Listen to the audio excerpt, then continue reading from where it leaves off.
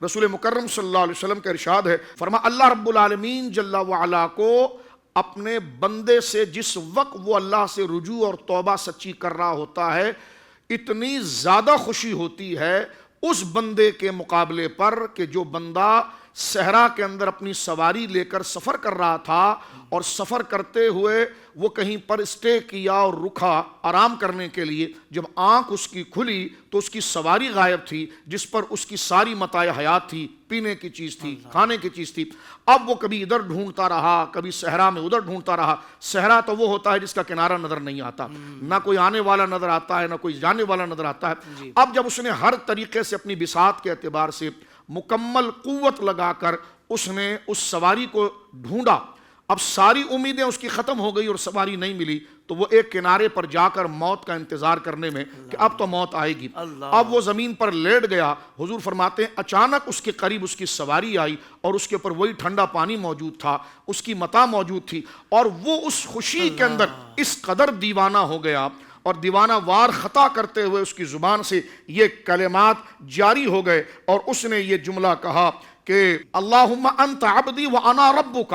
اخت من شدت الفرح۔ حضور فرماتے ہیں اس کی زبان سے شدت فرح اور خوشی سے کہ جب اپنی زندگی کو سامنے پا رہا ہے تو وہ جملہ کہہ اٹھا کہ اللہم انت عبدی، یا اللہ تو میرا بندہ ہے، وانا ربک،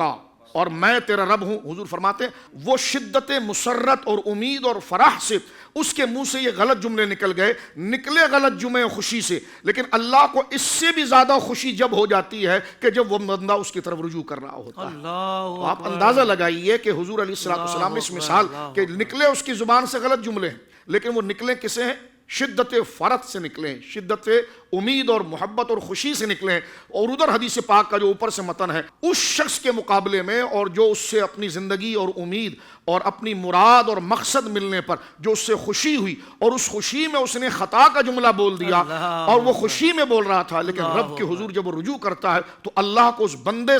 بندے کو جو ملی ہے خوشی، اس سے زیادہ خوشی رب کو ہوتی ہے کہ جب بندہ اس کی طرف مراجعات کرتا ہے۔ کیا کہنے تو مجھے اور ناظرین کو اس بات پر غور کرنا چاہیے اور ہمیں اس پر حیا کرنی چاہیے کہ اللہ رب العالمین جل وعلا کی رحمت نے اپنے بازوؤں کو دراز کیا ہوا ہے، کشادہ کیا ہوا ہے۔ اس کا ایک اسم پاک رحمان،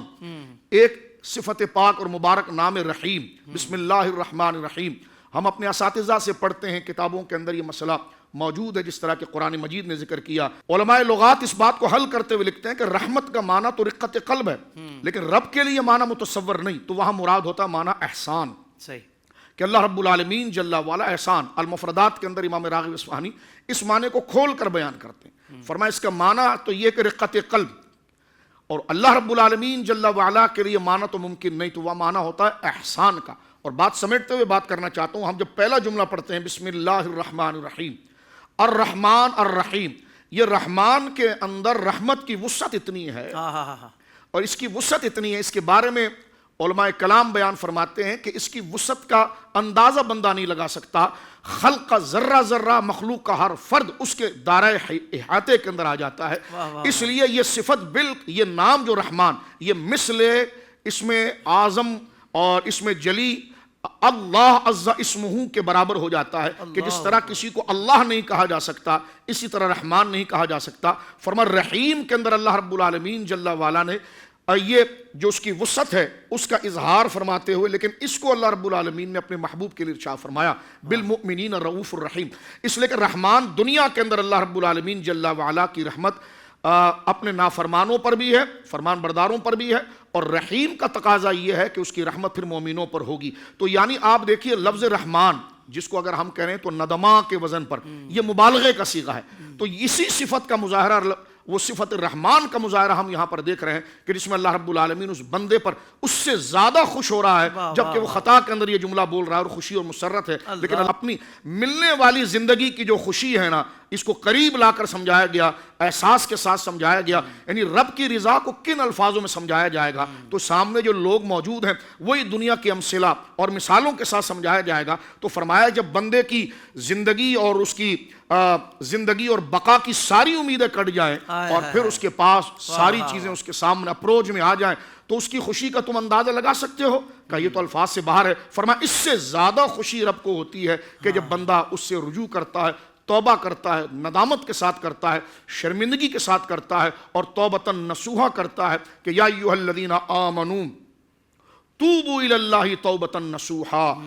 اللہ رب العالمین کی طرف اے ایمان والو توبہ کرو جو آگے کو نصیحت بنے، یعنی دوبارہ اس طرف لوٹنے کا باعث نہ بنے۔ تو اللہ رب العالمین ہمارے دلوں کو اس پیغام سے نرم کرے اور ہماری طبیعتوں سے بغاوت کو اللہ رب العالمین دور کرے، اور اپنی جانب آنے کا راستہ اللہ رب العالمین اس ذکر کے صدقے ہمارے لیے اس دنیا میں مہیا فرمائے۔ سوشل میڈیا پر اسلام کی صحیح تعلیمات جاننے کے لیے ابھی حافظ سائر قادری کا نیا YouTube channel Islamic digital studio subscribe کر لیں، اور ہاں نوٹیفیکیشن بیل آئیکن کو بھی پریس کر لیں تاکہ ہماری نئی ویڈیوز آپ تک بر وقت پہنچ سکے۔